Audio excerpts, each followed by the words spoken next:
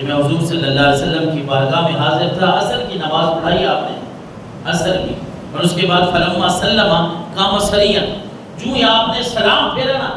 آپ جلدی جلدی کھڑے ہو گئے۔ حالانکہ آپ کا معمول تھا کہ آپ سلام پھیرتے اس کے بعد ذکر و اذکار کرتے تھے، ذکر اذکار کرتے تھے، اللہ کا ذکر کرتے تھے، پھر صحابہ کرام سے ملاقات جو آپ کا معمول تھا۔ ایک دن یہ ہوا کہ آپ نے عصر کی نماز پڑھائی، سلام پھیرتے ہی قام سریعا، آپ جلدی جلدی کھڑے ہو گئے، اور فلم دخل علی بعض نسائہ، اور صرف کھڑے نہیں ہوئے بلکہ آپ صلی اللہ علیہ وسلم ہماری گردن، ایک حدیث مبارکہ کا مفہوم ہے کہ آپ صلی اللہ علیہ وسلم ہماری گردنیں پھلانگتے ہوئے صحابہ کہتے ہیں پیچھے چلے گئے، اپنے گھر چلے گئے۔ ہم جب صفے بنا کے بیٹھے تھے تو آپ صلی اللہ علیہ وسلم نے سلام پھیرا، آپ جلدی جلدی کھڑے ہوئے، ہماری گردنیں پھلانگتے ہوئے نہیں، ہمارے ساتھ گزرتے ہوئے آپ گھر میں تشریف لے گئے۔ ہم بڑے حیران ہوئے، یہ پتہ نہیں کیا ہو گیا، آپ صلی اللہ علیہ وسلم نے اتنی جلدی کی ہے۔ صحابہ کرام کہتے ہیں ہمیں بڑی حیرانگی ہوئی، بڑا تعجب ہوا۔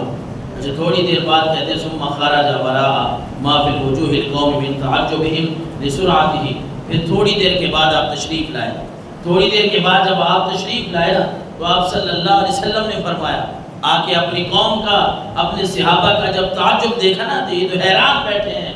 حیرانگی کا عالم ہے، تعجب کر رہے ہیں، تو آپ صلی اللہ علیہ وسلم نے فرمایا کہ ذکرت وانا فی الصلاۃ تبرا عندنا، اے میرے صحابہ تم حیران بیٹھے ہو، میں نے تمہیں یہ بات بتانے کے لیے آیا ہوں کہ میں نے جلدی کیوں کی ہے، عصر کی نماز کا سلام پھیرا اور میں فوراً ہی اپنے گھر چلا گیا۔ اس کی وجہ کیا تھی؟ آپ صلی اللہ علیہ وسلم نے فرمایا میں نماز میں ہی تھا کہ مجھے یاد آیا کہ میرے گھر میں سونے کی ایک ڈلی پڑی ہے، سونے کا ایک ٹکڑا پڑا ہے، فَكَرِهْتُ أَن يُمْسِيَ أَوْ يَبِيتَ عِندَنَا فَأَمَرْتُ بِقِسْمَتِهِ، اس لیے مجھے یہ پسند نہیں آئی بات کہ میں نبی ہوں اللہ کا، مجھے مال پسند نہیں ہے، اتنی دولت پسند نہیں ہے کہ میرے گھر میں ہو، اس لیے میں جلدی گھر گیا اور میں نے ازواج مطہرات کو حکم دیا کہ اس کو اللہ کے راستے میں جلد از جلد تقسیم کر دیں۔ اللہ کے نبی کی سخاوت کا یہ عالم تھا، اور سخاوت کا ہی آپ صلی اللہ علیہ وسلم کا یہ عالم تھا کہ آپ صلی اللہ علیہ وسلم نے فرمایا،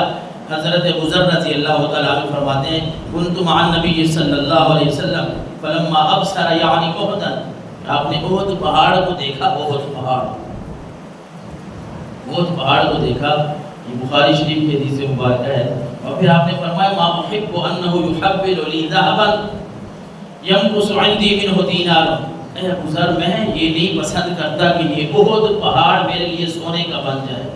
اور پھر میرے پاس کوئی ایک پیسہ بھی رہ جائے،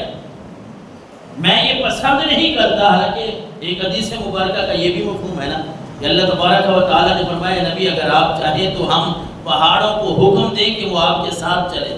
اگر آپ چاہیں تو ہم پہاڑوں کو حکم دیں کہ پہاڑ آپ کے لیے سونا بن جائیں، لیکن اس حدیث مبارکہ میں آپ فرما رہے ہیں ما احب انه يحبل لي ذهبا ينقص عندي منه دینار فوق ثلاث الا دینارا ارشده لدین، اے ابو ذر یہ پہاڑ، یہ احد پہاڑ آپ دیکھ رہے ہیں نا، مجھے یہ پسند نہیں ہے کہ یہ پہاڑ میرے لیے سونے کا ہو اور پھر ایک دینار، ایک درہم، ایک پیسہ میں اپنے پاس رکھوں، ہاں سوائے ان پیسوں کے جس سے میں کسی کا قرض ادا کروں۔ یعنی آپ فرما رہے ہیں کہ وہ پیسے اگر میرے پاس ہوں تو مجھے پسند ہوتے ہیں جو کسی کے کام آ جائیں، وہ کسی کے کام آ جائے تو وہ مجھے پسند ہے، لیکن ویسے مجھے مال سے محبت نہیں ہے۔ اور اس کے بعد تھوڑی دیر آپ صلی اللہ علیہ وسلم جو ہے وہ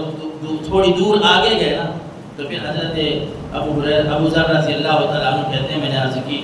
کہ آپ صلی اللہ علیہ وسلم کچھ باتیں کر رہے تھے، یعنی مجھے کہا کہ آپ ادھر ہی کھڑے رہیں، آپ تھوڑے آگے چلے گئے، وہاں مجھے کوئی نظر نہیں آیا سامنے لیکن آپ باتیں کر رہے تھے، اور واپس آئے تو میں نے عرض کیا اے اللہ کے رسول الذی سمعت قال وهل سمعت، اے اللہ کے نبی آپ کس سے باتیں کر رہے تھے؟ تو آپ نے فرمایا اچھا کہ آپ نے بھی سن لیا ہے؟ قلت نعم، میں نے عرض کیا ہاں یا رسول اللہ میں نے وہ باتیں سن لی ہیں۔ تو آپ نے فرمایا اے ابو ذر وہ کوئی اور نہیں تھا، وہ اللہ کے بھیجے ہوئے فرشتے جبریل امین تھے، اور وہ مجھے یہ بات بتا رہے تھے من مات من امتک لا یشرک باللہ شیئا دخل الجنہ، اے ابو ذر یہ جبریل امین تھے جو مجھے یہ بتا رہے تھے کہ اے نبی، اے محمد مصطفیٰ، آپ کی امت میں سے جس آدمی نے بھی توحید کا اعلان کیا نا، اللہ کو ایک مانا، اللہ اس کو جنت میں داخلہ نصیب فرما دے گا، اللہ اس کو جنت میں داخلہ نصیب فرما دے گا۔ تو حضرت ابو ذر نے عرض کیا وَإِنْ فَعَلَ كَذَا وَكَذَا قال نعم، اے اللہ کے نبی اگر اس کا فلاں گناہ ہو فلاں گناہ ہو، تو اللہ کے نبی صلی اللہ علیہ وسلم نے فرمایا اللہ بخشنے والا ہے، جس نے بھی اللہ کو ایک مانا ہے اللہ اس کو جنت میں داخلہ نصیب فرما دے گا۔ حضرت ابن عباس رضی اللہ تعالیٰ عنہ فرماتے ہیں آقا کریم علیہ السلام کی سخاوت کا جب عالم دیکھنا ہو نا، تو حضرت ابن عباس کہتے ہیں پھر ہم رمضان المبارک میں دیکھتے ہیں۔ ویسے بھی آج ہم مسلمان جو ہے وہ آپ کو پتہ ہے رمضان المبارک میں زیادہ سے زیادہ اپنا مال خرچ کرتے ہیں اللہ کے راستے میں، اور یہ اسی لیے کرتے ہیں کہ حضرت ابن عباس کہتے ہیں کان رسول اللہ اجود الناس، آپ لوگوں میں سب سے زیادہ سخی تھے، وکان اجود ما یکون فی رمضان حین یلقاہ جبریل۔ حضرت ابن عباس کہتے ہیں کہ آپ کی سخاوت کا اگر اندازہ ہم نے لگانا ہوتا تو ہم رمضان المبارک میں لگاتے، جب جبریل امین آپ سے آتے ملاقات کرتے اور آپ سے قرآن مجید کا دور کرتے، اس وقت ہم آپ صلی اللہ علیہ وسلم کی سخاوت کا اندازہ لگا دیں۔ اور پھر حضرت ابن عباس کہتے ہیں قال رسول اللہ اجود بالخیر من الریح المرسلۃ۔ لوگوں میں آپ کو بتاؤں کہ اللہ کے نبی کی سخاوت ایسے تھی کہ لوگوں کو بھلائی پہنچانے میں بارش لانے والی ٹھنڈی ہوا سے بھی زیادہ تیز میرے آقا کی سخاوت ہوا کرتی تھی۔ ایک یہودیہ نے نا حضرت عیسیٰ علیہ السلام کی تعریفات میں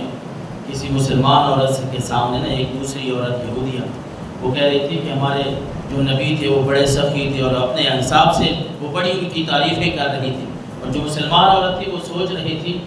کہ کیا ہمارے نبی ہم بھی حضرت موسیٰ حضرت عیسیٰ سب کو ماننے والے ہیں اور ان کی سخاوتوں کو بھی ماننے والے ہیں، لیکن مسلمان عورت کے ذہن میں یہ سوال آ رہا تھا کہ کہیں یہ نہ ہو کہ ہمارے آقا و مولا صلی اللہ علیہ وسلم ان سے زیادہ سخی نہ ہوں، وہ زیادہ سخی ہوں۔ وہ عورت کے ذہن میں یہ سوال آیا تو اس نے اپنے بیٹے کو اٹھا کے، وہ بیٹھی ہے ساتھ یہودیہ میں، اس کے سامنے ہی کہا کہ بیٹے چلے جاؤ محمد عربی کے پاس اور ان کو جا کے کہو کہ مجھے کپڑا ضرورت ہے، دے دو، مجھے کوئی کپڑا دے دو۔ جب وہ بچہ آپ صلی اللہ علیہ وسلم کے پاس پہنچتا ہے نا، تفسیر میں لکھا ہے کہ آپ صلی اللہ علیہ وسلم جہاں لیٹے تھے نا، اس بچے نے جب سوال کیا کہ مجھے میری والدہ نے بھیجا ہے اور وہ کہہ رہی ہیں کہ مجھے کپڑا دے دو، ان کو کپڑا ضرورت ہے، تو آپ صلی اللہ علیہ وسلم نے کسی کو کہنے کی بجائے یا آپ وہاں سے اٹھنے کے بجائے آپ نے سوچا کہ ہو سکتا ہے اس بیوی کو کوئی زیادہ ایمرجنسی ہو، آپ نے اپنی قمیض اس بیٹے کو عطا فرما دی، جا کے اپنی والدہ کو دے دی۔ اللہ اکبر۔ اور جب وہ بیٹا اس اپنی ماں کے پاس پہنچتا ہے، مسلمان عورت اس یہودیہ کے سامنے یہ بات کہتی ہے کہ میرے نبی کی سخاوت دیکھنی ہے تو دیکھ، جہاں بیٹھے تھے میں نے کپڑا مانگا، گھر تک نہیں گئے، اپنی قمیض ہی اتار کے مجھے عطا فرما دی۔ اور آپ صلی اللہ علیہ وسلم ہر چیز میں اگر آپ کی سخاوت کو دیکھنا ہو نا، وہ کسی بھی لمحے میں کسی بھی طریقے پہ آپ دیکھیں، ہر جگہ پہ آپ کی سخاوت آپ کو نظر آئے۔ فتح مکہ کے موقع پر